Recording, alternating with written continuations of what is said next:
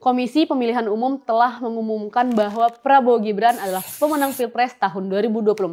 Meski demikian, ada jeda waktu hingga 20 Oktober 2024 di mana Prabowo Gibran akan ditetapkan secara resmi sebagai Presiden dan Wakil Presiden Republik Indonesia. Oleh karena itu, saat ini hingga 20 Oktober 2024 mendatang dapat dikatakan sebagai masa transisi pemerintahan, yaitu dari pemerintahan Jokowi dengan pemerintahan Prabowo Subianto. Dalam proses sinkronisasi pemerintahan ini, setidaknya ada dua hal yang penting yang bisa kita bahas. Yang pertama yaitu program kerja berkelanjutan, di mana seperti yang kita tahu, bahwa Prabowo Gibran mengusung tema keberlanjutan. Dan yang kedua adalah tentang menteri-menteri siapa aja yang menjalankan program kerja tersebut.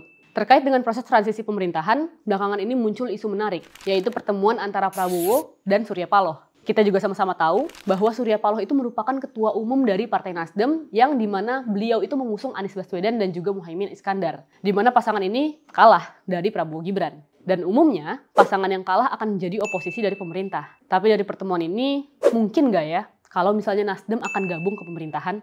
Jawabannya adalah sangat mungkin. Ada dua hal yang menjelaskan hal tersebut. Yang pertama, Prabowo itu ingin merangkul partai politik yang kalah, sehingga oposisi menjadi semakin sedikit dan memudahkan Prabowo untuk menjalankan pemerintahan. Cara merangkul pihak yang kalah ini sebenarnya pernah dilakukan oleh Jokowi di Pilpres 2014 dan Pilpres 2019. Di Pilpres 2014 misalnya, pada saat itu Golkar dan PAN tidak berada dalam barisan pendukung Jokowi JK. Meski demikian, Jokowi melakukan pendekatan sehingga dua partai tersebut akhirnya masuk ke dalam barisan pemerintahan. Ada beberapa nama dari Golkar misalnya yang masuk dalam pemerintahan Jokowi JK. Seperti misalnya, ada Luhut Binsar Panjaitan sebagai Menko Kemaritiman dan Sumber Daya. Ada Erlangga Hartarto sebagai Menteri Perindustrian. Dan Idrus Marham serta Agus Gumiwang sebagai Menteri Sosial. Begitu juga dengan PAN yang pernah menempatkan Asman Abnur sebagai Menpan RB di tahun 2016. Nah, di pemilu 2019, Jokowi juga melakukan hal yang sama. Bahkan Prabowo dan Sandiaga Uno yang merupakan lawannya di Pilpres tahun 2019 kini berada di dalam barisan pemerintahan, yaitu Prabowo sebagai Menhan dan Sandiaga Uno sebagai Menteri Pariwisata dan Ekonomi Kreatif. Belakangan,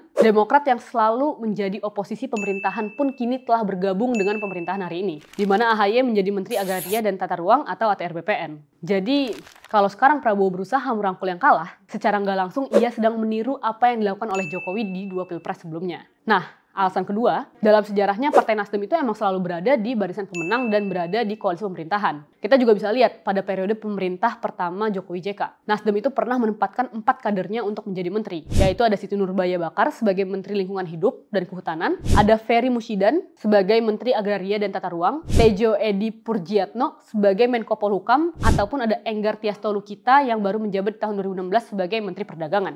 Begitu pula di pemilu 2019, Nasdem itu berada di barisan Jokowi Amin yang berhasil memenangkan Pilpres. Dan pada saat itu, ada 3 kader Nasdem yang duduk di kursi menteri, yaitu Siti Nurbaya sebagai Menteri Lingkungan Hidup dan Kehutanan, ada Johnny Gerald Plate sebagai Menkominfo, dan juga ada Syahrul Yassin Limpo sebagai ad interim Menteri Kelautan dan Perikanan. Dari sini kita bisa lihat bahwa Nasdem itu selalu berada di pemerintahan sehingga kader-kadernya bisa menjadi menteri. Nah, jadi mungkin aja kalau misalnya pertemuan antara Prabowo dan Surya Paloh kali ini adalah komunikasi politik antar elit agar Nasdem gabung ke pemerintahan. Dan Nasdem pun meminta sejumlah kursi menteri jika Prabowo ingin partainya bergabung di pemerintahan.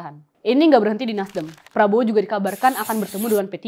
Bahkan Ketua DPP P3, Ahmad Baidowi, mengatakan bahwa P3 terbuka untuk berkomunikasi dengan siapapun. Artinya apa? Artinya P3 itu emang menanti kehadiran Prabowo untuk berkomunikasi dengan partai tersebut. Selain itu, Prabowo juga kemungkinan akan mengajak PKB untuk bergabung dengan pemerintahan. Soalnya kan ya, secara historis, PKB itu seperti Nasdem, yang selalu berada di barisan pemenang pemilu. Dan sebenarnya, Prabowo dan Muhaimin ini emang memiliki kedekatan yang baik kok. Kan dulu sempat koalisi sebelum akhirnya PKB memutuskan untuk pindah. Gimana menurut kalian? Apakah kalian setuju jika politik merangkul ala Jokowi sekarang dipakai oleh Prabowo? Dan apakah politik merangkul ini bisa dilakukan oleh Prabowo? Komen di kolom komentar ya.